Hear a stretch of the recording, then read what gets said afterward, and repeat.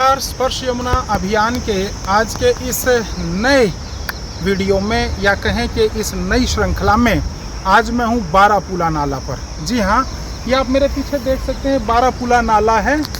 ये आपका भोगल आश्रम, निज़ामुद्दीन, इधर के सब गंद को लेता हुआ डिफेंस कॉलोनी फ्रंट्स से ये नाला सीधा आता है रिंग रोड पर सराय काले खां के पास में, और सराय काले खां के पास में इधर से आते हुए ये नाला और सीधा माँ यमुना क्षेत्र में प्रवेश कर जाता है। ये सामने मयूर विहार क्षेत्र है, फिर आगे नोएडा शुरू हो जाएगा, तो फिर ये माँ यमुना क्षेत्र में यमुना में जाके मर्ज हो जाता है। महत्वपूर्ण बात ये है या समझने की बात ये है, आप इस नाले में देखिए सॉलिड वेस्ट है। इसका मतलब है कि इसमें पॉलीथीन भी हैं, इसमें उद्योगों का, फैक्ट्रियों का रसायन भी है, बोतलें हैं प्लास्टिक की, और भिन्न भिन्न तरह का कचरा यानी सीवेज जो कहीं पर ही नहीं हुआ है। आज मैंने इस नाले की लगभग 20 किलोमीटर की यात्रा की है पैदल। मेरे साथ मेरे मित्र डॉक्टर नीरज भारद्वाज जी भी हैं। 20 किलोमीटर की यात्रा करते हुए हम अब यमुना तक पहुंचे हैं, और अब आगे ये यमुना में एक तरह से सारा यमुना क्षेत्र है। चारों तरफ दिखाइए नीरज जी, ये सारा यमुना क्षेत्र है जिसमें अतिक्रमण भी है बहुत सारी जगह, और बहुत ये सरकारी व्यवस्था से फ्लाईओवर वगैरह बन गए हैं कई सारे, लेकिन अतिक्रमण भी काफ़ी है। ये सारा यमुना का क्षेत्र है, किलोमीटर्स में है।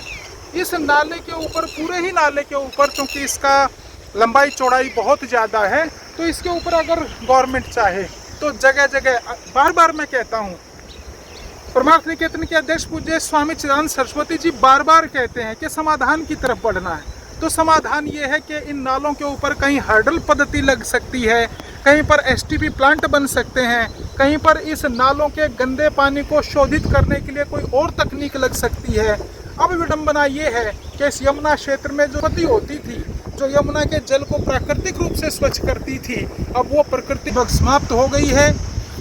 यमुना के अंदर जो जीव जंतु होते थे इस विषैले पानी के कारण, जी हाँ, मैं बार बार कह रहा हूँ, पीछे एक लेख में भी मैंने लिखा कि ये विषैला जो पानी है ये सारे पारिस्थितिकी तंत्र को समाप्त कर रहा है।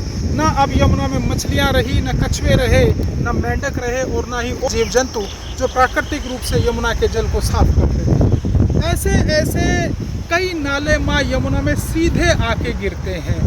मैं पहले भी कह चुका हूँ, कोई एसटीपी नहीं है कहीं भी, कोई सीवेज को ट्रीटमेंट करने के लिए प्लांट नहीं है कहीं भी कोई जो औद्योगिक क्षेत्र है, जो अनऑथराइज फैक्ट्रियां हैं, जहाँ रंगाई का काम होता है, जहाँ रसायनों का काम होता है, उनका कोई उस गंदे जल को, प्रदूषित जल को शोधित करने का कोई सिस्टम ही नहीं है। सब चल रहा है, और आप देखिए ये यमुना क्षेत्र में पूरा ऐसा लगता है जैसे एक नदी जा रही है, और इतनी दुर्गंध है इसमें, आप उसको मतलब खड़ा होना बड़ा मुश्किल है।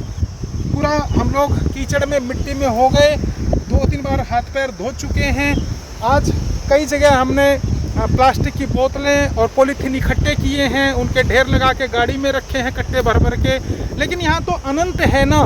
आप देखिए पूरा भरा पड़ा है, और वहाँ तक आपकी नज़र जाएगी, दुर्गंध है, कीच है, प्लास्टिक है, और ये अशोधित नाले का पानी है जो सीधे माँ यमुना को जाकर बदहाली का शिकार बना रहा है। माँ यमुना और नदियों की मृत्यु के, उनकी बदहाली के ये नाले ही कारण हैं जो बिना सरकारी मानसिकता के ठीक नहीं हो सकते। धन्यवाद।